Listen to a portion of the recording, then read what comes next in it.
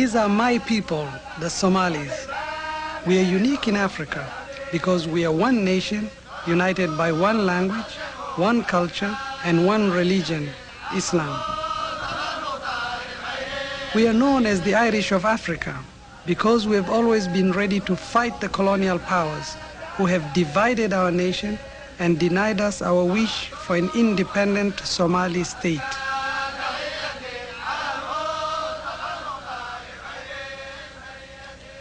My father was born in the Haud region of western Somalia, in what was and still is Ethiopian Somaliland.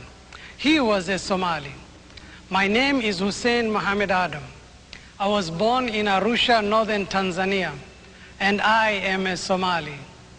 It is this deep personal belief in belonging to the Somali nation, handed down from father to son, which has driven our people to fight against impossible odds, to endure defeat, only to fight again and again and again.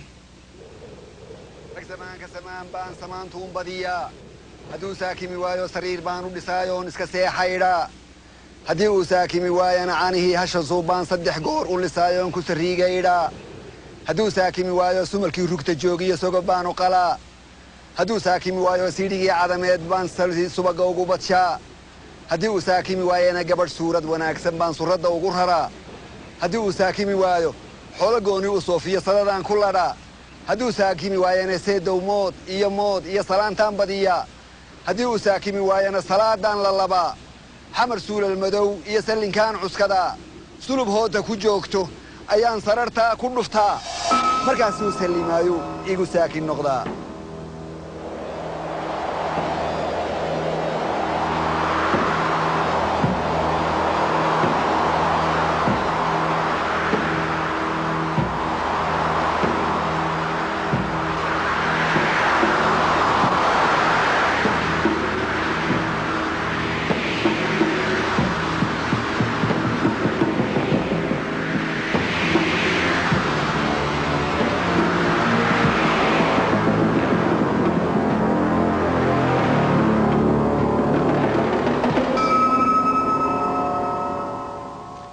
In this film, I want to try to explain to you what's happening in my country, how we are trying to sort out problems created many years ago, how a nation of 5 million people is trying to take care of 1 million refugees who have nowhere else to go, and what's like for a small third world country to try to live with the superpowers, and also how we are trying to transform the Somali nation into a modern African state.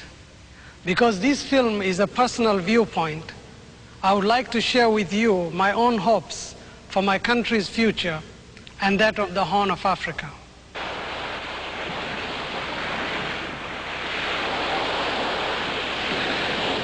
For centuries, our capital Mogadishu was a major trading port and a center for Islamic learning.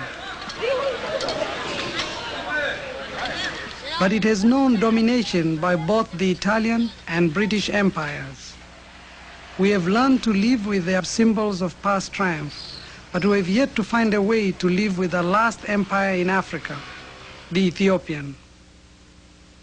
They were the only African rulers allowed to import guns from their European allies, who also gave them a free hand to extend the Ethiopian empire by conquest. My friend Abdul Majid Hussein was born and brought up in Ethiopian Somaliland. In these areas, what has happened was the setting up, as well as in the rest, of garrison towns, military garrisons, like the Roman colons of the former days, and whereby from time to time tribute collecting expeditions would be sent out.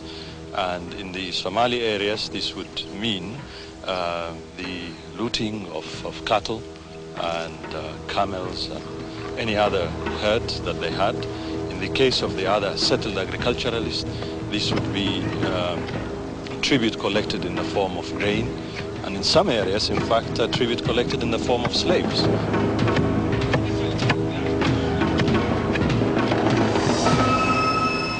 In Somalia, there is always a limit to submission. In 1899, the Sayyid Mohammed Abdallah Hassan proclaimed a jihad, a holy war to regain our independence and reunite our dismembered nation. For 20 years, his army of dervishes, masters of guerrilla warfare, fought the armies of 3 empires, the British, the Italians, and the Ethiopians.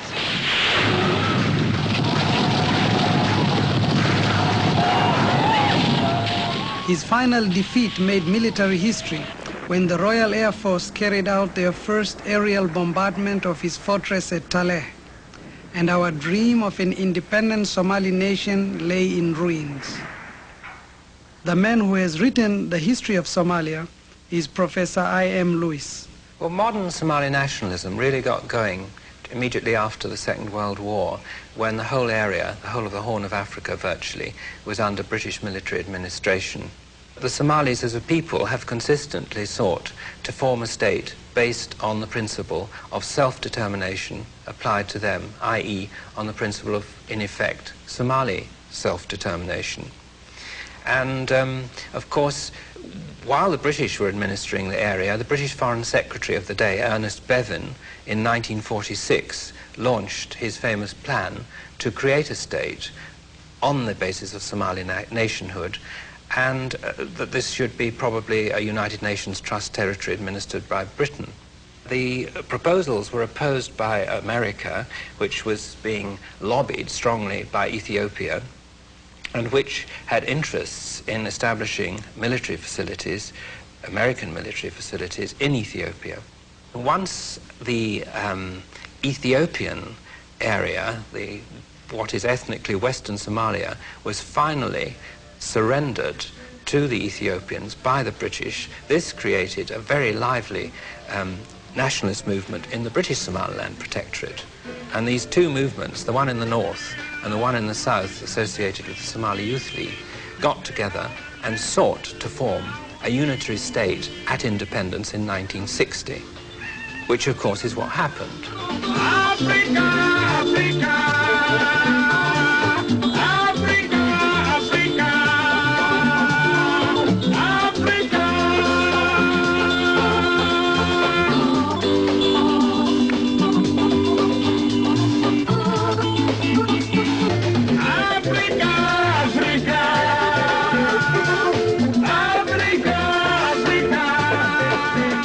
The Somali Republic celebrated its independence in July 1960. But for many of our people in the Somali nation, there was little to celebrate. Those living inside the border of Kenya were still under the British flag. The Somalis in Djibouti were still part of the French Empire.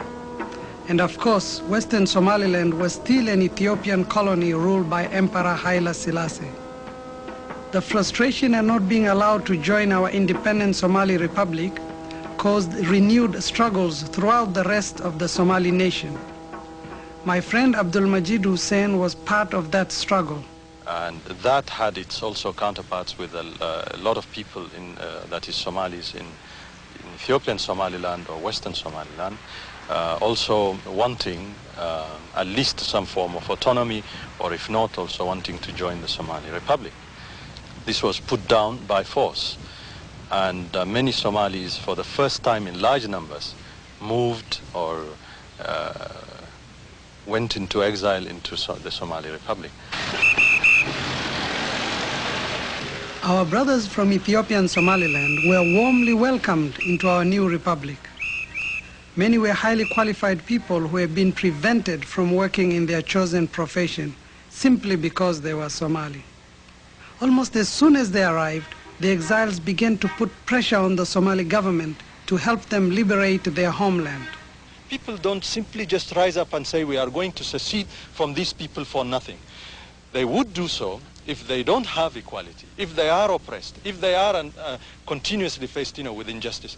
I take the example on a very simpler level, let's say between a man and a woman, a husband and wife relationship. If the wife, as happens, is the case in most countries around the world, gets, the bad side of that relationship, she's beaten in some cases, and she's oppressed in one way or another, and in this case, some of our African brothers and others who have the same views around the world would say is is tantamount to telling the wives who are,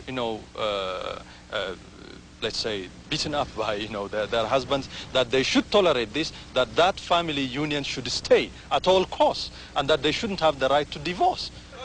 The headquarters for the Western Somalia Liberation Front was established in Mogadishu, and the guerrilla war, which had been started by the Said Mohammed Abdallah Hassan nearly 100 years ago, continued with increasing success. But it nearly resulted in the destruction of our new republic, for Emperor Haile Selassie saw this renewed conflict as a golden opportunity to extend his empire over all the Horn of Africa. Haile Selassie decided to strike the new republic, to cut off their support to the freedom fighters, and to convince the world that this was merely a border war between two independent states and not a fight for independence by the people of Western Somaliland against the last empire in the Horn. In exchange for a military base in Eritrea, Ethiopia was able to receive 60% of all American military aid to Africa, plus United States advisors to train the Imperial Army and Air Force.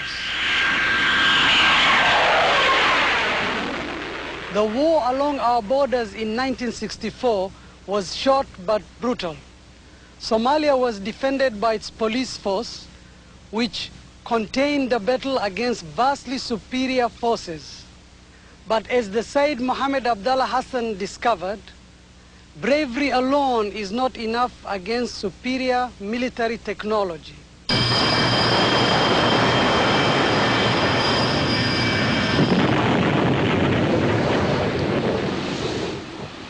The then pro-West civilian government of Somalia, did it try to obtain arms from the West? Yes, it did, and it was offered a military aid package. But, of course, it was offered this in a situation which wasn't very favorable, because it was offered a much bigger Russian package. And since the civilian government, the civilian Somali government, was aware, all too aware, that the Western powers were in general supporting Ethiopia and also opposing Somali nationalist interests and aspirations in northern Kenya, the much larger Russian package was a much more attractive offer, which they accepted. This is Berbera, one of the main reasons why the Soviet Union was happy to supply us with economic and military aid.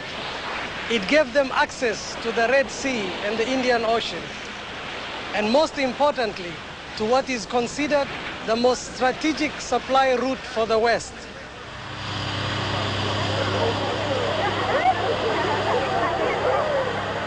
My friend Mahmoud Issa Jama went to Moscow as part of the official Somali delegation. He remembers how they were received by the Russians. They provided all the things that the Somali government at that period needed. In other words, training and all the necessary vehicles they wanted for the army.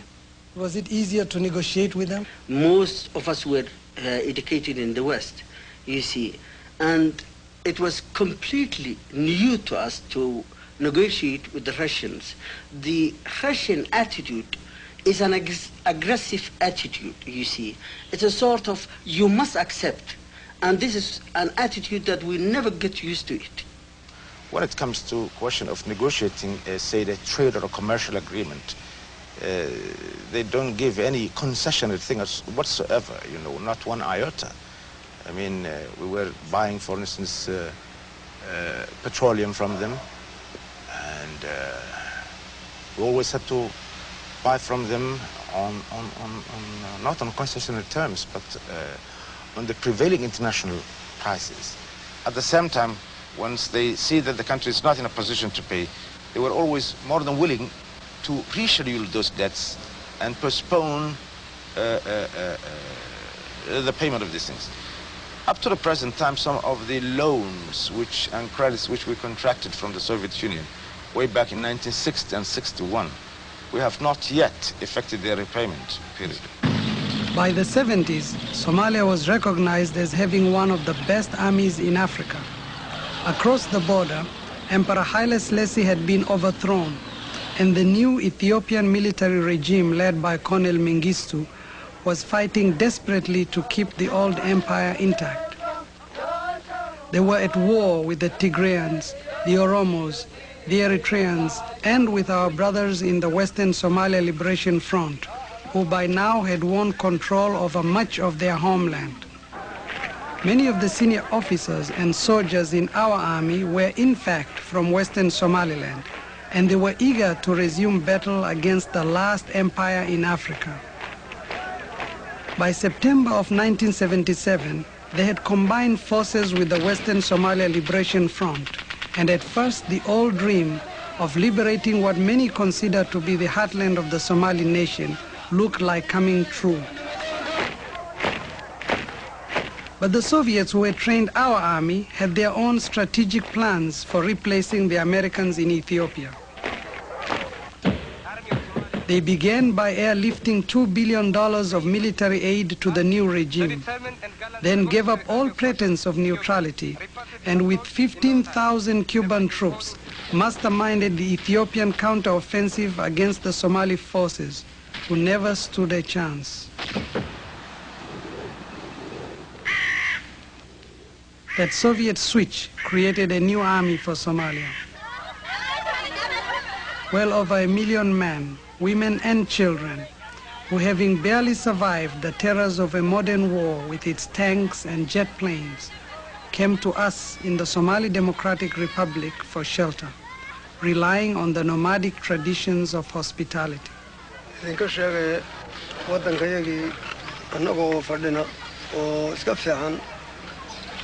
ayaanu waddankayagii inuu noo xoroobo ayaanu doonay markaa niman axmaaro oo waddankayaga haystayaanu damacna inay waddankayagii nooga tagaanoo sida khalqigu u wada madax bannaan yahay anna u madax bannaanaanaanu annaguna damacna markaa nimankii weyna diideen waan isleennay kolkaan isleennayaan iyagii ka xoogroonaanay yaa nin ruush la yidhaah iyo kuubu iyo dad fara badan oo xulafo ahay wataan oo yaman iyo fara badan liibiya iyo yaman iyo khalqi fara badan oo xulafo ahoo oo ruushku watay yaa deedna yaana lagu dalbaday dadkii baa xagga korena cadaab dabna kaga keenay xagga hoosena kaarar maati iyo babal yaana lagaga keenay dadkii baa aqalaha iyagiina gubay arwaaxa iyagiina dilay maalka iyagiina wuxuu cunay iyo wuxuu qaati ka dhigay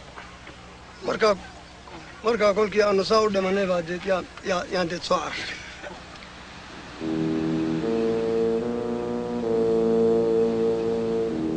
Somalia is a poor country, but what little we had, we shared.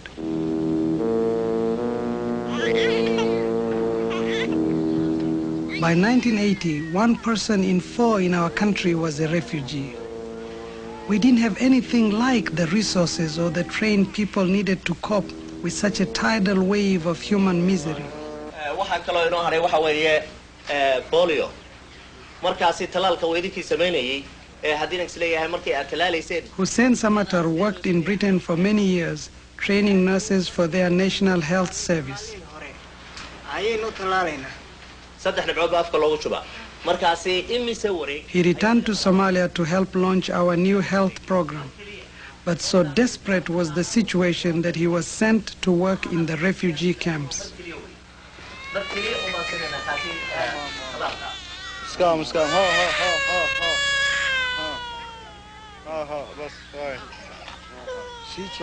The Somalis have contributed a lot because the personnel who are doing the management of all camps are employed by the Somali government. And in the medical field, now we have 6 people here, and 5 of them are nurses and 1 sanitarian. So these 6 people, it's provided by the Somali government. And also, the teachers in the schools, they are all those teachers who were employed by the Ministry of Education. And also, we have what we call home economics here, taught by the refugees. And the teachers who are doing this job are also employed by the Somali government. So the whole total management of the whole camp, the personnel, the manpower, is from the Somali government.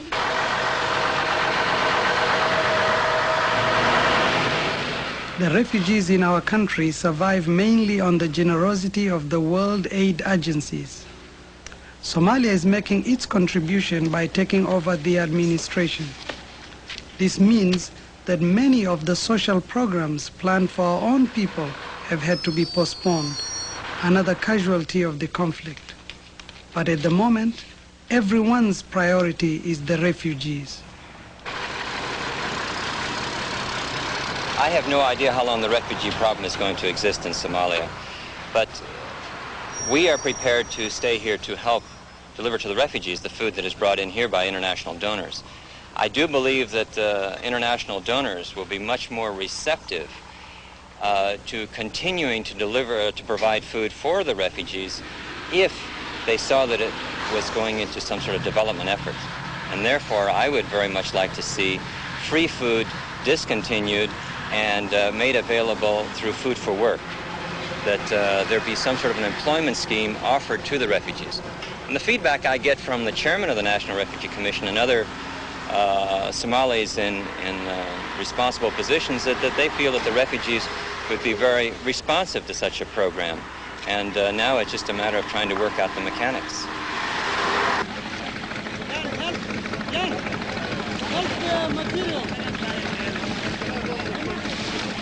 We in Somalia actually have some experience in trying to resettle nomads.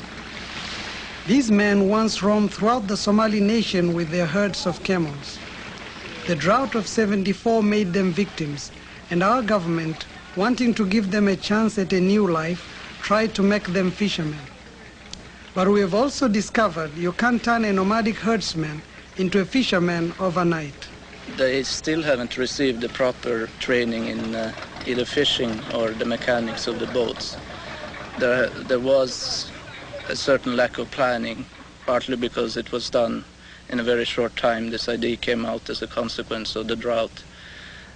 And they started them out as pure collectives, which time has shown is not very conducive to fishing development, especially because the fishermen don't feel they have any responsibility for either boats or equipment, so they don't care so much, since they can get new equipment from the government.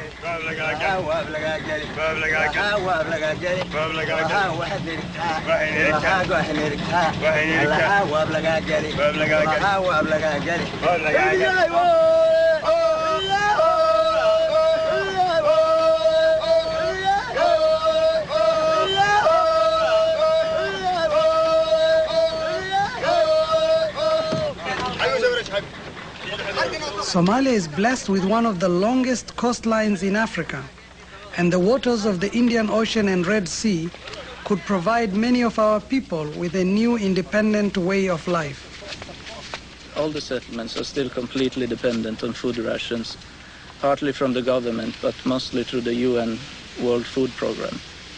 And in my opinion, this actually is detrimental to their development, because it causes a food dependency from outside instead of being more self-sufficient.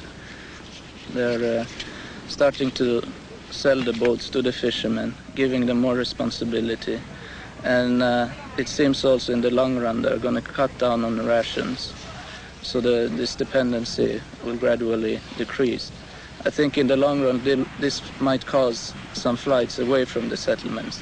But if there's somebody who absolutely doesn't want to be a fisherman, nobody should force him. The best people will certainly stay.